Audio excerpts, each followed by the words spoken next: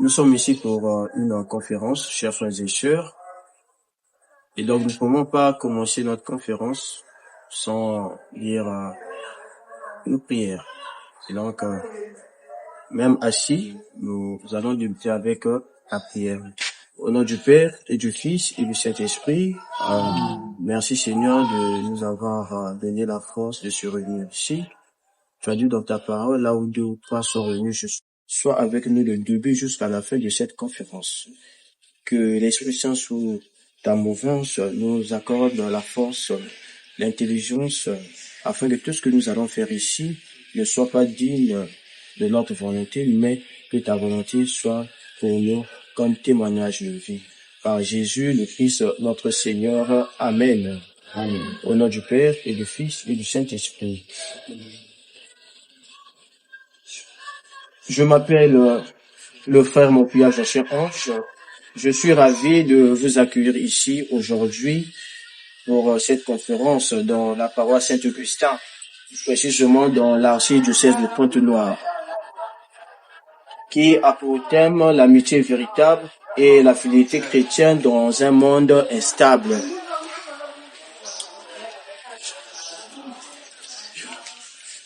Alors, je suis un des membres de la commission pastorale paroissiale de l'enfance et de la jeunesse, en sigle CPPJ, en qualité de chargé de la culture et art.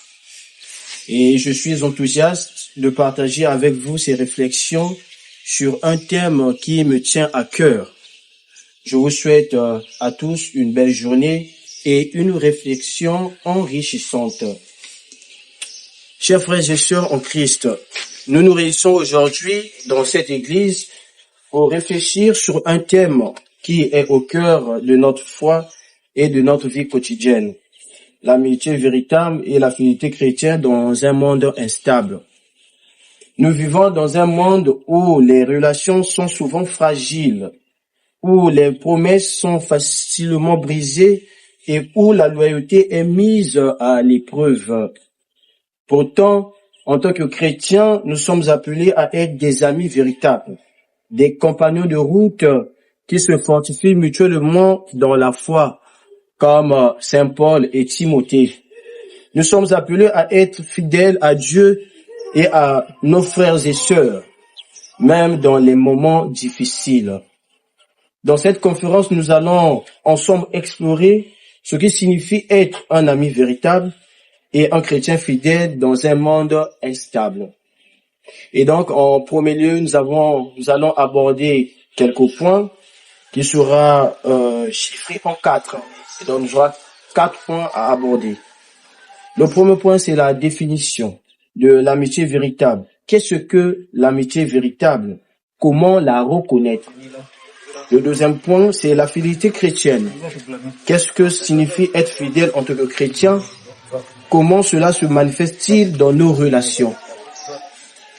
Le 3, les défis de l'amitié dans un monde instable. Comment les changements et les incertitudes du monde affectent-ils nos relations d'amitié? Et enfin 4, l'importance de la communauté chrétienne.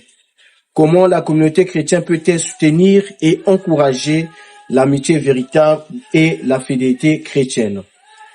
Voilà les points que nous allons aborder. Et donc, nous allons chercher à comprendre comment nous pouvons vivre notre foi de manière authentique et radicale, en étant des témoins de l'amour de Dieu dans un monde qui en a tant besoin. Que la parole de Dieu nous guide et nous inspire tout au long de cette réflexion. Que nous soyons renouvelés dans notre engagement à suivre Jésus-Christ et à vivre selon les enseignements. Et donc, une relation précieuse. Et vous savez, ce qui est précieuse a de la valeur. Qu'est-ce que l'amitié véritable? L'amitié véritable est une relation profonde et significative entre deux personnes qui se caractérisent par la confiance, la loyauté, l'empathie et le soutien mutuel. C'est une relation qui va au-delà de la simple connaissance ou de la camaraderie et qui implique une compréhension et une acceptation réciproque. Alors, si on ça tient sur les caractéristiques de l'amitié véritable dont je viens de citer, la confiance, la loyauté, l'empathie, le soutien mutuel. Tous, on se retrouve là-dessus. Il n'y a pas de plus grand amour que de donner sa vie pour ses amis. Jean 15, le verset 13 à 15. C'est le plus grand amour que le Christ Jésus nous montre, ou qui nous a montré, ou qui nous a laissé encore par ses commandements. Les 10 commandements que nous connaissons prescrits par Moïse en venant de Dieu, alors c'est Jésus lui-même qui a résumé en un seul commandement. Aimez-vous les uns les autres. Et cela fait partie de l'amitié véritable. Comme je disais, une relation précieuse. Comment vivre l'amitié véritable dans la confiance? La confiance est la base de toute amitié véritable. Cela engendre un amour inconditionnel, similaire à l'amour que Dieu nous porte. Elle implique une acceptation totale de l'autre malgré ses défauts et ses faiblesses. Là-dessus, lorsqu'on parle de l'amour inconditionnel, il n'y a pas de conditions, c'est le mot inconditionnel. Et donc, il faut aimer, apporter de l'amitié à une personne sans condition. Il n'y a pas de représailles, il n'y a pas de peur, il n'y a pas de crainte. C'est l'amour inconditionnel. Et donc, on pouvait tirer même beaucoup de leçons sur ça, ou bien des histoires, tant dans la Bible ou même la vie quotidienne. Parce qu'aujourd'hui, nous vivons l'amour inconditionnel. Chacun de nous peut se poser des questions au fond de nous. L'amour est patient, il est plein de bonté. Il excuse tout, il croit tout, il espère tout, il supporte tout. 1 Corinthiens 13, 4, 7. Et aujourd'hui, est-ce que nous sommes capables de supporter tout? D'être patient? D'apporter la bonté, en fait. Croire tout, espère tout, aujourd'hui. Dans l'amitié véritable, ici même, nous avons 3 catégories même des amis, dont nous pouvons apporter de l'amitié. Il y a des confidents, il y a des camarades, et il y a des constituants. Ces 3 choses nous plongent dans l'amitié, mais qui est distinctive? Des camarades, je disais, des constituants, des confidents. Mais parmi ces 3 choses, je pourrais dire ici même, lorsqu'on parle de l'amour inconditionnel, il faut s'attarder ou bien marteler sur des confidents. Parce que le confident, c'est celui qu'on dit tout. Le confident, c'est celui qu'on apporte de l'amitié véritable. Sans représailles, comme je disais, sans crainte. Je sais que ça, c'est mon ami. Je suis avec lui, j'ai pas peur. Je me mets pas problème, ses défauts, tout ce qu'il peut apporter comme quelque chose de nuisible. Je dis, c'est mon ami. Et c'est le Christ qui nous apprend cela. Il pose la question à Pierre pendant 3 fois. Pierre, la réponse de Pierre était, Seigneur, tu sais que je t'aime. Pierre m'aime 3 fois. Et la 3e fois, le chiffre 3 signifie quoi? C'est le chiffre de la confiance, de la victoire. En fait, Jésus savait que Pierre devait le régner 3 fois. Mais lui, il voulait pas rester là, voir le désespoir de Pierre, non. Mais il voulait lui apporter la confiance. Et c'est cette confiance que le Christ nous a montré. Nous aussi, nous devons suivre ce chemin-là de la confiance dans nos relations, dans notre amitié, tout ça là. Est-ce que il y a aussi l'amitié véritable en nous? Est-ce qu'on espère tout? Est-ce qu'on croit tout? Comme disait Saint Paul aux Corinthiens. Proverbe 17, 9. Celui qui couvre une faute cherche l'amour, et celui qui la rappelle de ses discours met obstacle à l'amitié. Nous savons, dans les amitiés, lorsque l'autre te fait du bien, et en faisant du bien là, normalement, on regarde, tu sais que tu es reconnaissant, il m'a fait du bien. Mais si à ce moment-ci, le bien là est rappelé, si ce n'est pas moi, il ne veut pas être ceci. Regardez comment ça retentit dans les oreilles. Si ce n'est pas moi, aujourd'hui, il ne veut pas être comme ça. Alors, là, ce n'est pas synonyme de briser l'amitié véritable. La question nous revient au nom. Soutien mutuel.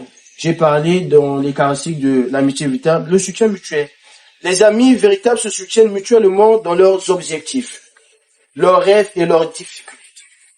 Ils sont présents les uns pour les autres au fond réconfort et encouragement. Ce n'est pas normal. Il n'y a pas de l'amitié véritable sans le soutien mutuel. C'est indissoluble. On ne peut pas se séparer de ça.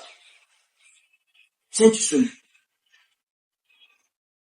Si nous pouvons tirer le son dans la Bible, nous pouvons voir ou lire 1 Samuel 18, 1 à 4, l'histoire de David et Jonathan, qui montre l'exemple d'une amitié véritable, loyale et authentique. L'authenticité. Les amis véritables sont authentiques et sincères. Authentiques et sincères dans leur relation, sans prétention ni hypocrisie. Sans prétention ni hypocrisie. J'ai pas des idées derrière la tête. Je me méfie pas. Et je suis pas. Nous pouvons reconnaître l'amitié véritable en se sentant à l'aise, en présence d'un ami ou bien d'une amie. Lorsque je suis avec mon ami, je dois me sentir à l'aise, tranquille. Je dis à l'aise, tranquille. Pas de problème. En se soutenant mutuellement dans vos objectifs, ou bien dans vos objectifs, ou bien dans vos objectifs, je disais, ou bien dans notre objectif, et vos difficultés. Il y a du soutien mutuel. Il faut apporter ce soutien-là. En se communiquant ouvertement, le dialogue, avec honnêteté, sans crainte de représailles. C'est ce que je disais. Dans l'amitié véritable, on doit se communiquer. C'est ça, en cela qu'on va reconnaître ça, c'est un ami. Dans ça, il y a l'amitié véritable. Se communiquer, se soutenir mutuellement, se sentir à l'aise. En se faisant confiance entre amis. Et savez-vous qu'il ou qu'elle sera là pour vous quand vous avez besoin. L'ami, c'est celui qui sait. L'ami, c'est celui qui apporte de l'empathie. Qui est là lorsque ça ne va pas. Qui est là lorsque ça va. Mais il ne fait pas de distinction. C'est ça, un ami.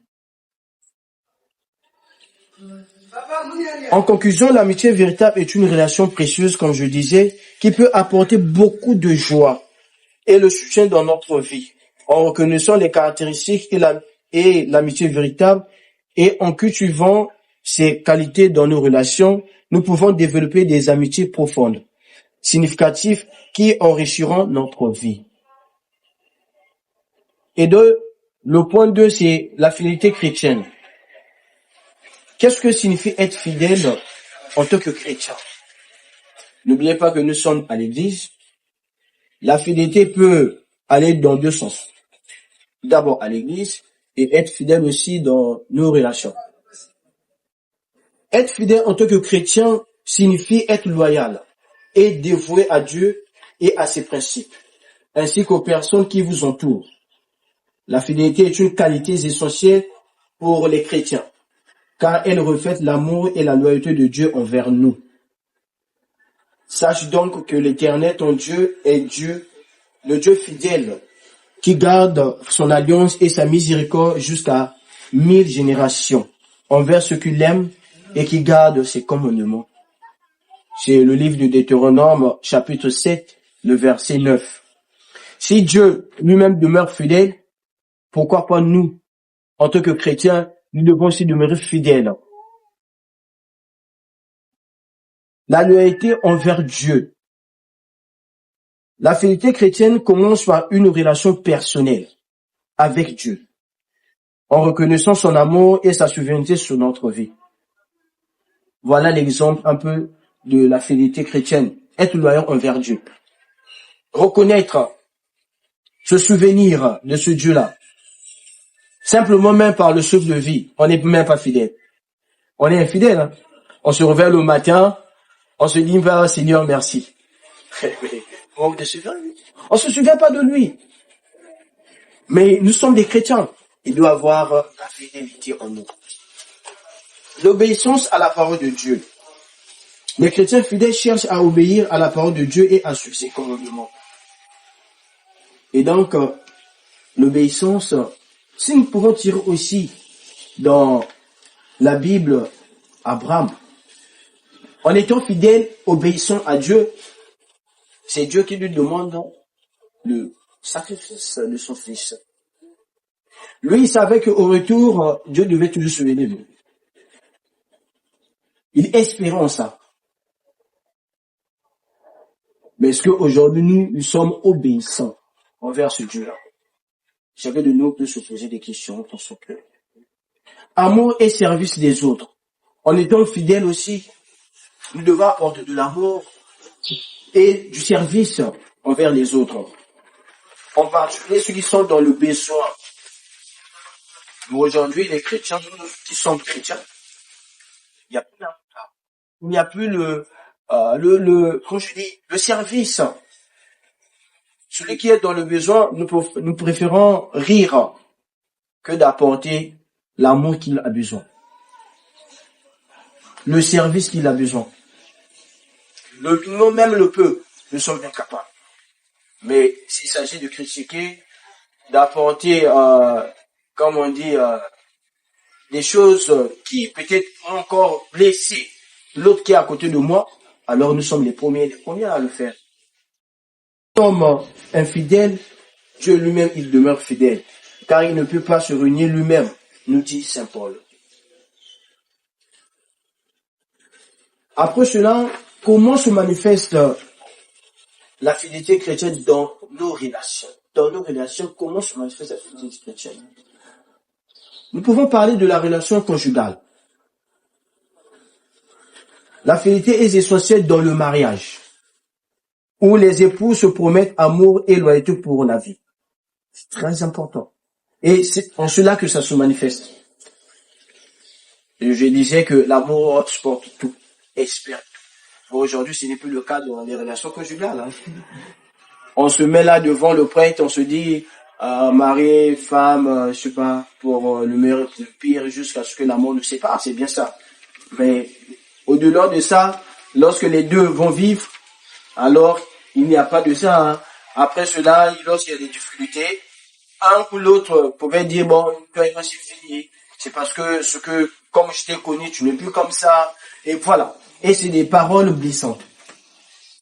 C'est des paroles blessantes. Alors, il y a la promesse de la loyauté. Il y a la promesse de l'amour pour la vie. Nous sommes plus fidèles en tant que chrétiens dans les relations conjugales. Dans nos relations amicales aussi.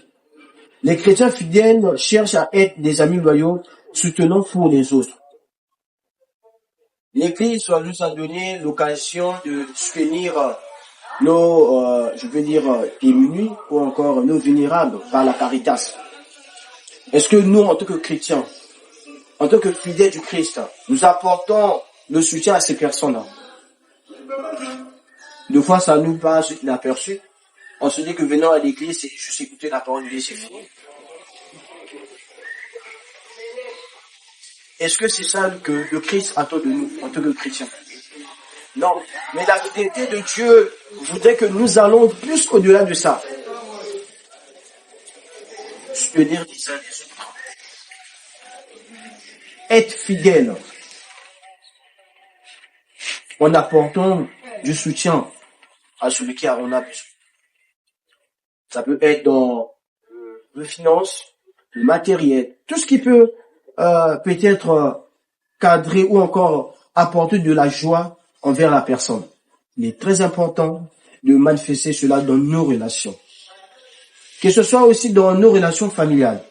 La fidélité est importante dans les relations familiales où les membres de la famille se soutiennent et se servent mutuellement. Aujourd'hui, ce n'est plus le cas dans nos familles. La famille est devenue divisée parce que c'est l'oncle qui veut, c'est le neveu qui veut, c'est la tante, c'est voilà. Et donc, on se retrouve plus dans la famille, il n'y a plus le soutien mutuel dans la famille. Et pourtant, nous devons être fidèles dans nos familles.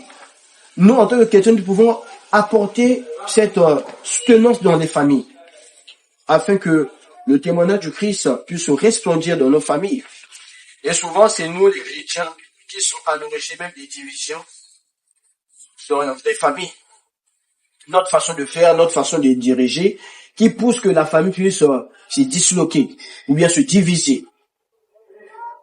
Dans nos relations professionnelles, comment cela peut se manifester, la fidélité?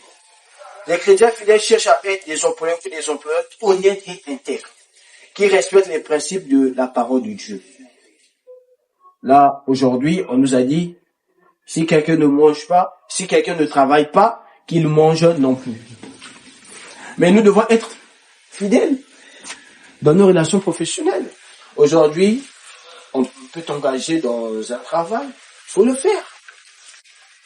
T'as pas besoin de donner des raisons que je suis fatigué, tout ça là, mais parce que c'est ça qui va te donner la force d'avoir quelque chose. Même ça, dans les relations professionnelles, des fois, nous sommes infidèles. Infidèles par rapport à nos demandes, par rapport à notre service, nous pouvons être aussi infidèles. Les chrétiens peuvent démontrer leur fidélité à Dieu et aux autres, et refléter l'amour et la loyauté de Dieu dans leur relation. 1 Corinthiens chapitre 1, verset 9. Dieu est fidèle, lui qui vous a appelé à la communion avec son Fils, Jésus-Christ, notre Seigneur. Et donc, s'il est fidèle, nous aussi, nous demeurons à être fidèles. Instable. Comment les changements et les incertitudes du monde affectent-ils nos relations d'amitié? Les changements et les incertitudes du monde peuvent avoir un impact significatif sur nos relations d'amitié. Voici quelques façons dont cela peut se produire. Distance et éloignement. Vous voyez que lorsqu'on était, ou bien nous sommes des amis véritables, il y a la fidélité dans nos relations, mais il peut avoir un monde instable qui vient de surgir rapidement. Par quoi? Par la distance et l'éloignement. C'est-à-dire, cette distance ou l'éloignement rendent difficile le maintien de la relation ou bien de l'amitié véritable. On peut prendre le cas, exemple, vous étiez des amis. Alors, aujourd'hui, celui-là, votre ami peut changer de quartier. Ça peut changer de quartier. Est-ce que vous pouvez être encore des amis comme vous étiez avant? Des fois, ça change le cours de l'amitié. Nous pouvons parler aussi de changement de priorité. Cela affecte la qualité et la fréquence des interactions avec les amis. Ça, souvent, on peut parler, nous, ou bien ceux qui font encore des parcours scolaires, tout ça, des études. Alors, vous étiez des amis, communs comme ça là, inséparables. Un a eu le bac, ou l'examen, peu importe l'examen. Et on le voit, vous vous séparez. Vous vous séparez, parce qu'il y a eu quoi? Changement de priorité. Je suis maintenant à l'université, toi tu es resté au lycée, et donc on peut plus se trimballer, on peut plus faire des choses comme avant. Parce que moi j'ai déjà ma priorité à moi. En tant qu'étudiant, je dois aller de l'avant, voilà, dans ma vie professionnelle. Toi qui es resté au lycée, tu dois rester sur le lycée parce que tu as le bac à la fin. Voilà, changement de priorité qui fait de telle sorte que l'amitié se plonge dans un monde instable. Le stress. Le stress peut rendre aussi difficile pour les amis de se soutenir mutuellement de manière efficace. Tout le temps, on est en face d'un ami qui est toujours stressé. Il a toujours des problèmes. On ne comprend même pas ce qu'il a toujours des problèmes. Et pour nous autres, lorsqu'on voit l'ami qui est en face de nous, on se dit non, mais tiens, je peux plus rester en face avec. Je préfère m'éloigner. Parce que tout le temps, il est toujours stressé. Il a toujours des problèmes. On ne comprend pas. Il a toujours des problèmes. Jamais qu'il sourit, jamais il a de la joie. Non, il a toujours des problèmes. Le stress fait de telle sorte que ça rend difficile l'amitié. Ou bien le soutien mutuel en nous. Différence de perspective. Les changements de la vie peuvent également entraîner les différentes perspectives, ce qui peut créer des tensions et des conflits. Ah, ça, on le voit souvent. J'ai été amis ensemble. Un, par exemple, a eu la chance de faire le Campus France, ou à nos coins dans la France. Il est parti.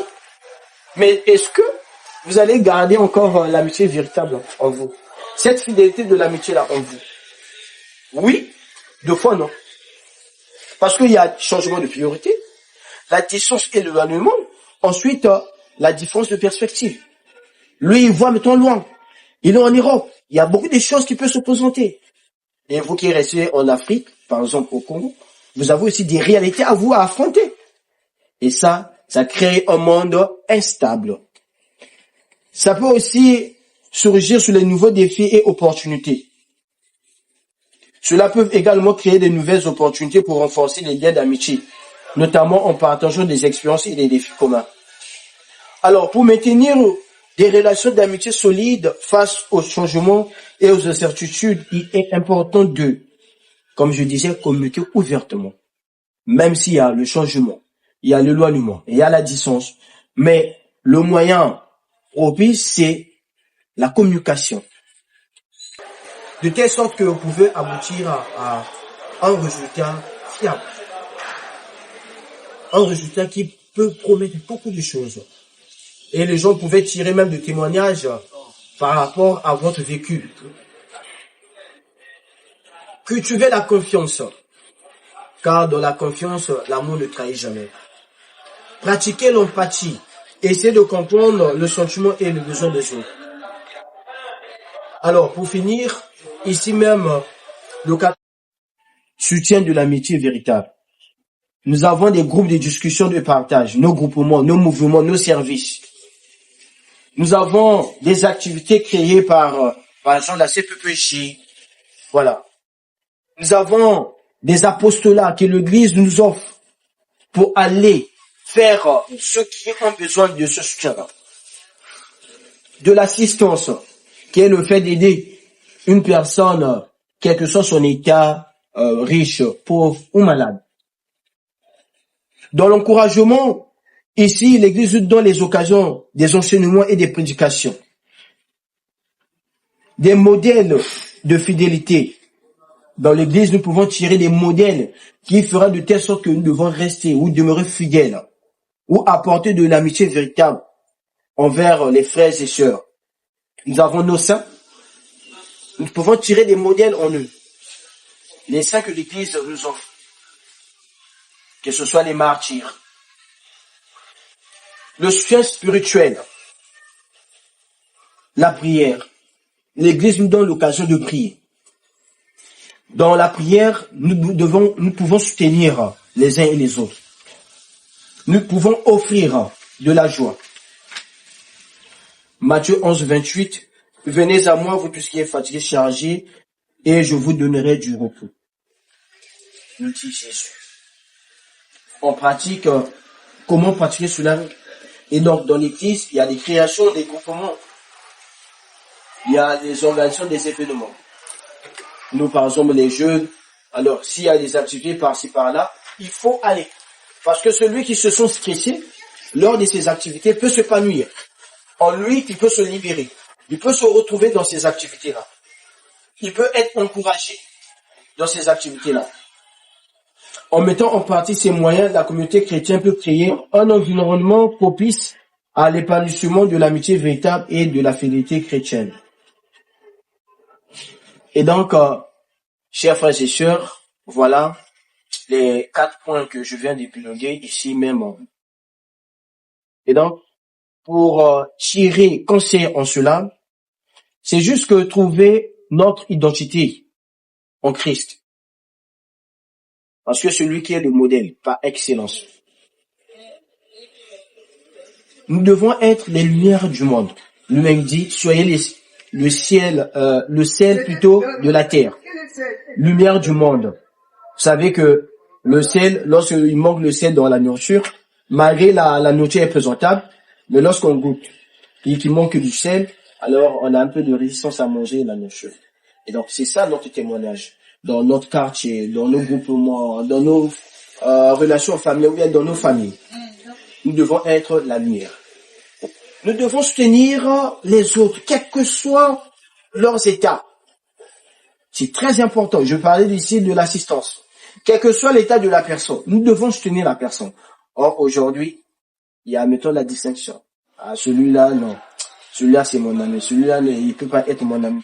Parce qu'il y a des intérêts communs. La confiance en nous, ou en soi, ou envers les autres.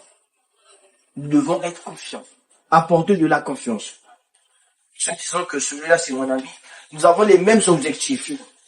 Il ne peut pas me trahir. Même s'il est fait, même s'il apporte des histoires, mais c'est mon ami. Je le tiens à cœur, je le prends à cœur. C'est mon ami. Toujours c'est Jésus qui nous invite. S'il dit aujourd'hui, venez à moi, vous tous qui êtes fatigués, je vous donnerai du repos. Mais nous aussi, nous devons apporter à ceux qui sont fatigués, à ceux qui sont chargés du repos, par notre façon de faire, par notre façon d'agir.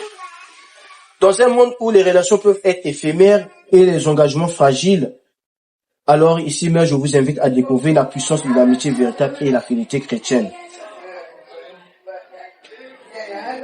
Rejoindre l'église ou la communauté avec foi pour expérimenter l'amour inconditionnel de Dieu et bâtir des relations solides entre frères et sœurs en Jésus-Christ. Aimez-vous les uns les autres comme je vous ai aimé. Jean 13, 3 à 4. Partagez vos joies et vos peines. Trouvez du réconfort et du soutien dans la prière et dans la communauté. Découvrir votre place dans le corps du Christ. L'importance de l'Église, dans les dogmes de l'Église catholique qui nous apporte la messe, la prière, le chapelet, tout ce que nous connaissons.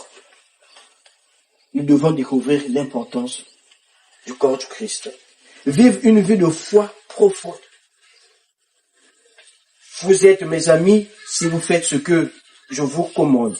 Jean 15, verset 14. Je vous remercie. Alors, que ce soit moi, que ce soit vous, alors nous pouvons tirer des leçons et à la fin, ça pourrait nous porter un plus dans notre vie quotidienne ou encore dans notre communauté qui est l'Église. Voilà. Bonjour, je suis la sœur Kérélia. D'abord, merci pour le speech de tout à l'heure et pour ce que vous venez de dire. J'ai été premièrement interpellée sur un point essentiel. Oui. Quand vous avez parlé de l'amitié, le soutien. Avant de poser ma question, j'aimerais un peu éclaircir un point avant. Parce que aujourd'hui, quand on parle du soutien et de l'amitié, il est vraiment difficile de savoir si on est réellement dans une bonne relation, comme on le dit, de façon générale. Maintenant, j'aimerais savoir comment peut-on distinguer, parce que vous avez parlé de l'authenticité ici, comment peut-on distinguer l'amitié authentique à une relation basée sur l'intérêt et l'opportunité? Vous avez parlé des caractéristiques d'une amitié véritable. Mais on peut se dire que je suis dans une amitié véritable, tout comme elle est ma sœur, mais comment je peux imaginer, détecter quelques étincelles qui pourront peut-être m'aider à m'aligner que, ah non, là, je suis pas dans une bonne relation, parce que c'est vraiment difficile. La personne peut te soutenir jour et nuit, la personne peut être là quand tu pleures, mais au fond, c'est parfois la personne qui détruit ta vie en secret sans que tu ne le saches. Maintenant, comment on peut distinguer cela? C'est d'abord la première question. Comment peut-on distinguer cela? Alors, il y a 3 façons de l'amitié. Et j'ai parlé, il y a des amis qu'on peut appeler comme camarades, il y a des confidents et il y a des constituants. Vous voyez, pour distinguer cela, il faut aussi savoir ces 3 choses. Parce que tu peux pas, comme tu as dit, tu peux pas apporter la confiance à une personne.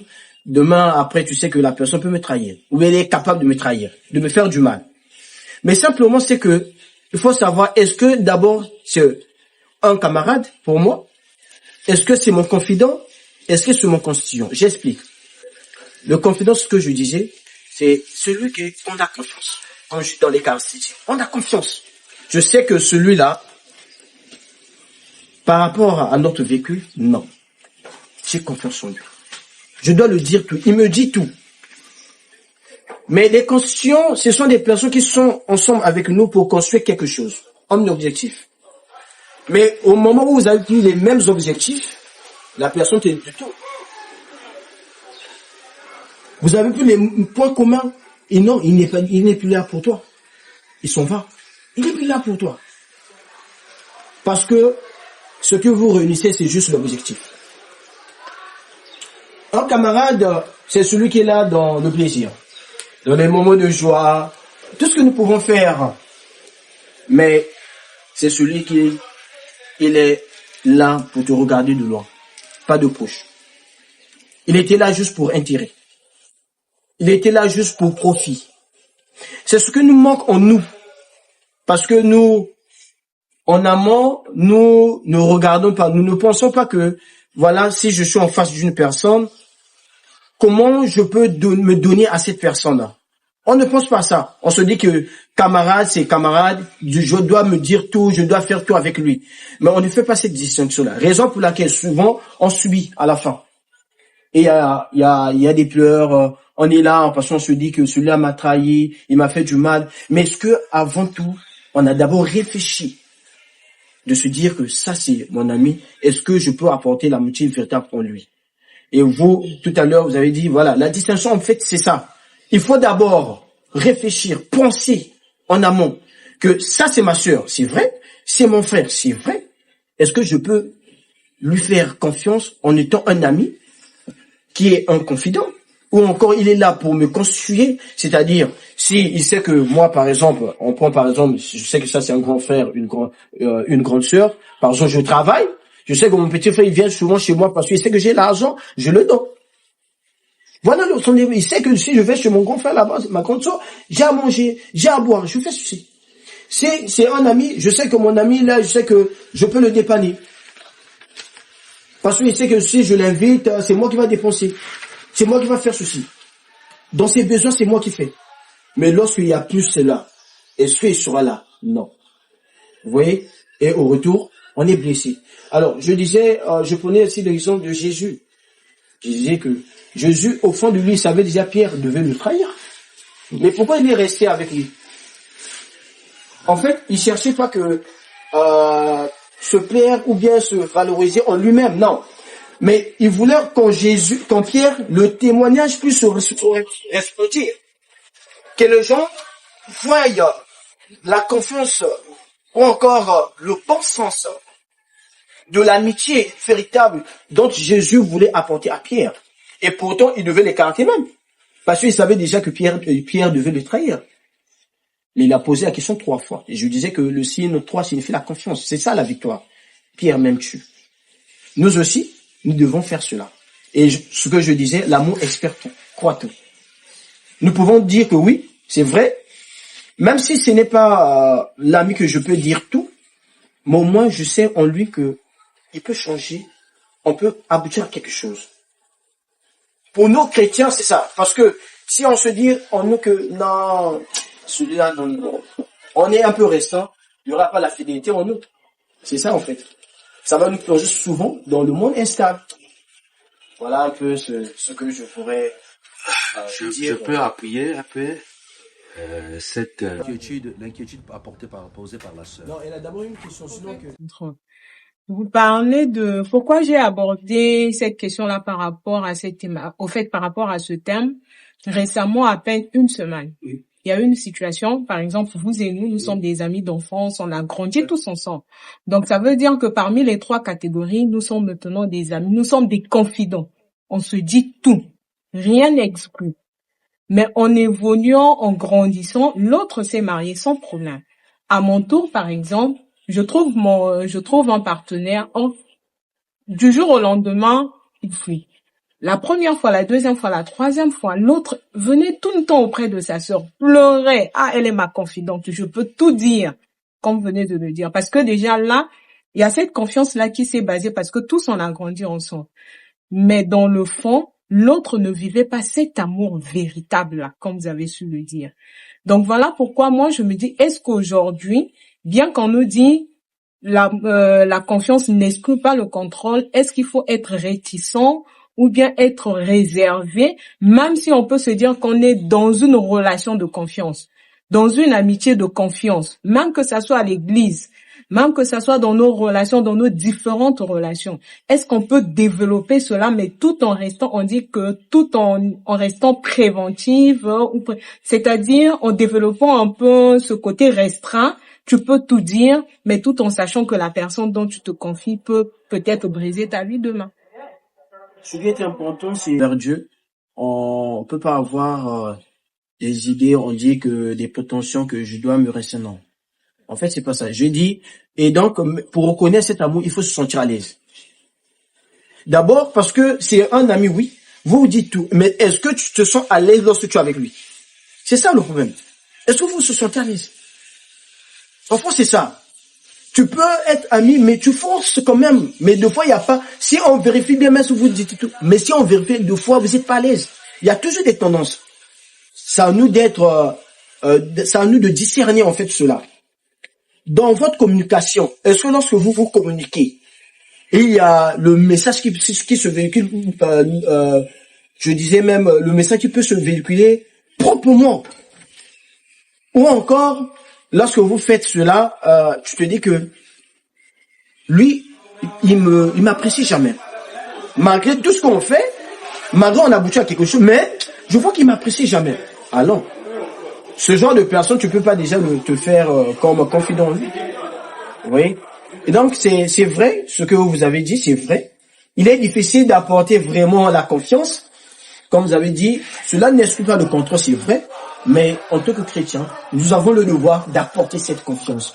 Parce que c'est à base de cela que celui qui peut te trahir, en étant confiant toi-même, il se dit que oui, le Christ vit en cette personne-là. Et pour lui, c'est un témoignage. C'est un témoignage. Nous, ce que nous voulons en tant que fidèles chrétiens, c'est ce témoignage. Que les gens se reflètent en nous l'image de Jésus. Sinon, tous, on ne peut pas se faire des amis.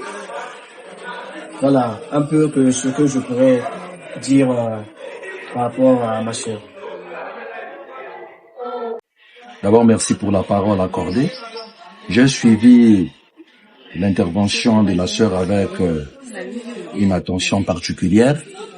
Et j'ai suivi aussi ici les réponses ou les soulagements donnés par le conférencier. Je pense que toujours dans la même dynamique ou bien dans la même optique, que ça soit sur le plan chrétien, que ça soit dans la vie courante, il y a une chose qui doit être au centre d'une amitié. Et cette chose, quand on essaie même de vérifier, dans la plupart des cas de nos amitiés, en tout cas, très souvent cette chose est absente. Cette chose, c'est quoi? C'est la vérité. Une amitié doit être assise sur la vérité.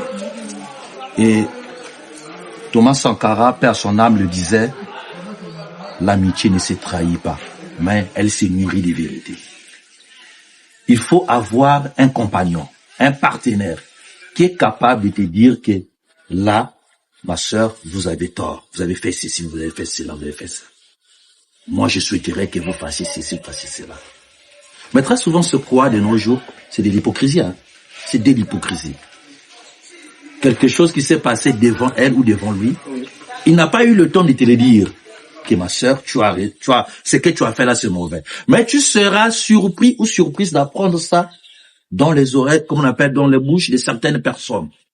Et donc, même dans nos relations intimes, excusez-moi d'aller un peu jusqu'à ce niveau, lorsque la vérité manque au centre de cette relation, je vous assure que ça ne sera qu'un feu de paille. Une relation doit être assise sur la vérité. Et donc, c'est même une pièce capitale pour vérifier que votre relation-là est sincère. Est-ce que quand je suis avec ce frère, avec cette sœur, est-ce qu'il me dit la vérité? Est-ce qu'elle me dit la vérité? Et je pense que ça doit aussi se jouer de ton côté. Parce que l'amitié, elle est bilatérale. C'est ce que je disais. De vous-même aussi. Est-ce que quand tu es avec ton frère là, est-ce que quand tu es avec ta sœur là, tu lui dis la vérité? Ou bien toi-même aussi si tu joues à l'hypocrisie?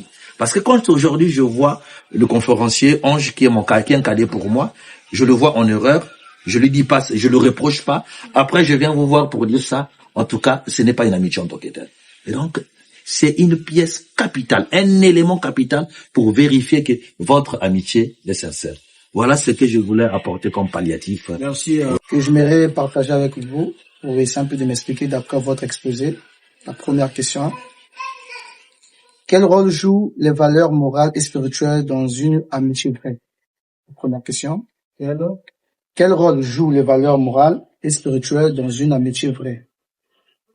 Alors, lorsqu'on parle des valeurs morales dans une amitié vraie, que ce soit spirituelle, mais ce qui est valorisé, c'est ce qui est apprécié, c'est ce qui est précieux. On a parlé de l'amitié véritable, c'est une relation précieuse. Ok? Et donc, dans ces valeurs morales ici, nous devons apporter ces caractéristiques dont nous avons parlé. La confiance, la loyauté, le soutien mutuel. C'est très important pour vivre cela. Parce que ce sont des choses dont qui, si nous ne vivons pas cela, alors, il n'y a pas l'amitié. Il n'y a pas l'amitié. Sinon, on va se haïr. On va se haïr. On peut que se haïr parce qu'on n'a pas confiance. On se dit que celui-là, ce n'est pas mon ami. On peut pas se soutenir. Il a besoin de moi, mais non, voilà. Mais voilà, il y aura pas de valeur. Comment on va se valoriser entre nous? On peut pas se promouvoir comme on peut pas se promouvoir. Et même de la spiritualité, c'est ça. Et donc, nous avons, par exemple, moi, j'ai un don. Je sais que si je viens auprès de ma sœur qui a des problèmes, des soucis, par rapport à mes dons, je peux prier à ma sœur. Elle peut guérir. Parce que j'ai ce don-là. Je peux venir la conseiller. Et elle peut m'écouter. Elle peut changer dans sa vie. Elle peut sortir de ce stress. Mais moi, je me dis non. Je suis là, reste. Hein. Je veux pas apporter la valeur que j'ai en moi. Pour que ma sœur ou bien mon frère se sente à l'aise. Voilà. Et donc, pour nous, en tant que chrétiens, non. En tant que chrétien, non. C'est pas ça. Et le Christ nous invite, il dit, aimez vos ennemis. Il dit, aimez vos ennemis. Et à la fin, je dis, c'est pourquoi? C'est pour que ce témoignage puisse se répandre. C'est tout. Pour que le nom du Christ, aujourd'hui, s'il n'avait pas fait ça, peut-être on devait banaliser, on ne devait plus parler de Jésus, on ne devait plus parler même de la Bible. Mais c'est grâce à ces témoignages-là, où lorsque une personne te fait du mal, toi tu réponds par le silence. Par ces valeurs morales que tu as parlé, ou bien d'autres qu'on vient de citer dans les caractéristiques, alors c'est ce qui pousse à la personne à changer. Dit, mais à chaque fois je faisais sur cette personne du mal. Au retour, j'ai eu quoi? Rien. Alors, je préfère me familiariser. Je préfère lui faire un ami. Je préfère lui donner ce qu'il en a besoin, afin que nous aboutissions à quelque chose, à un objectif donné. Voilà. Toujours dans la même dynamique, ou bien dans la même perspective. Quel rôle jouent les valeurs morales et spirituelles dans une amitié? Telle a été la question du frère Béni. Si j'ai bien compris. Oui, c'est ça. Oui, mais pour résumer le frère Béni, le frère Ange l'a donné la réponse d'une manière détaillée. Mais pour résumer, les valeurs morales et spirituelles ici viennent pour appuyer et soutenir une relation ou une amitié.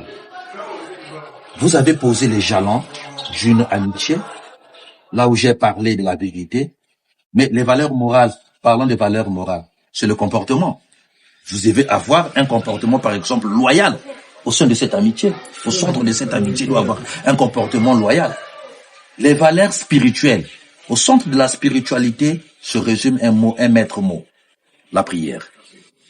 Est-ce que vous priez même pour vos amis? Est-ce que nous prions pour nos amis? Est-ce qu'on a le temps parfois de prier ensemble avec nos amis? C'est là où je vous dis que ça vient, même en famille. C'est là où je vous dis que ça vient uniquement ou bien capitalement pour soutenir une amitié. Parce que les valeurs morales, vous allez renvoyer, on te renvoie automatiquement la loyauté. Il faut être loyal dans une relation. Il faut être loyal dans une relation. Même si on était dans une relation intime, dans une relation amoureuse, on va vous parler de ça, de la loyauté. Oui. Vous vous êtes engagé dans une relation, mais après, on vous impose des devoirs de fidélité. C'est parmi les valeurs morales. Et les valeurs spirituelles, ici, là, c'est la prière. Le maître mot, c'est la prière. Est-ce que vous priez même pour vos amis? Est-ce qu'on a le temps de se retrouver même entre amis pour prier? Parce que ces choses-là ne viennent que pour soutenir, appuyer une amitié, ou bien une relation. Voilà ce que je pourrais dire pour résumer le temps. Mais la prière dans nos groupements, hein, de fois on dévie même ça. avant de commencer l'activité, mais qui va prier là, non, on dévie. Pour la prière, on peut laisser ça, après on passe à autre chose. Vous voyez? Donc, cela nous apporte aussi des déficits dans nos groupements. Voilà. Oui.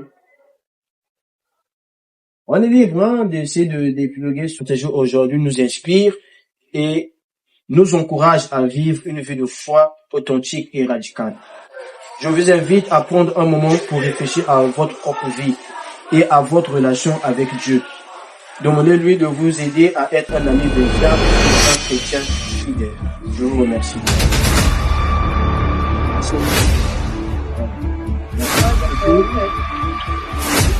Merci.